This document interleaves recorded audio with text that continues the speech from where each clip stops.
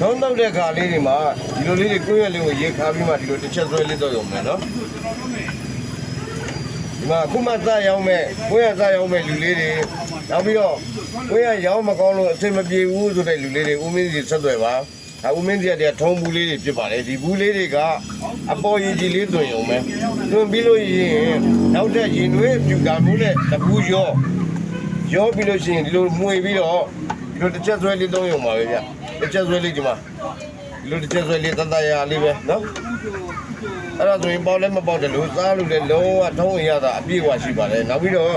ဦးမင်းဒီမှာ friend တစ်စိမ့်နဲ့ဦးမင်းဒီမှာနှစ်စိမ့်တွေလည်းရတယ်လက်လီလက်ကားရတယ်ကိုယ်စလဲယူခြင်းတဲ့လူတွေလည်းဆက်သွယ်လို့ရပါတယ်ဟိုအများကြီးအနေကြီးဆိုတာလည်းရှိပါတယ်ခင်ဗျနော်ကျေးဇူးအများကြီးတင်ပါတယ်ဒီထုံးဘူးလေးတွေလိုချင်ရင်တော့ကားရောက်တဲ့မြို့မှန်တဲ့မြောက်ကိုဘဲနေနေအကုန်ပို့ပေးတယ်လုံးဝဘာမှရောစက်ရမလို့ပဲအသင့်သုံးရုံပဲနော်ဒီဟာလေးကဘာမှမခက်ပါဘူးအပေါ်ရည်ကြီးလေးသွင်းပြီးတော့ကြံတဲ့အနှစ်ကလေးကိုရေနွေးဖြူလေးနဲ့မွေပြီးတော့ဒီလိုတစ်ချက်ဆွဲလေးသုံးရုံပဲနော်အဲ့လောက်လွယ်ကူတဲ့ဟာလေးကိုလိုချင်တယ်ဆိုရင်ဦးမင်းဒီမှာဆက်သွယ်ပါကားရောက်တဲ့နေရာမှန်တဲ့မြောက်ကို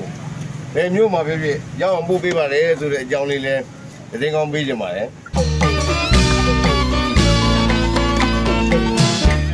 ညီသူမဆိုးကိုညီသည်ဖြစ်စေညီသူမဆိုးမကိုညီသည်ဖြစ်စေကိုထူကို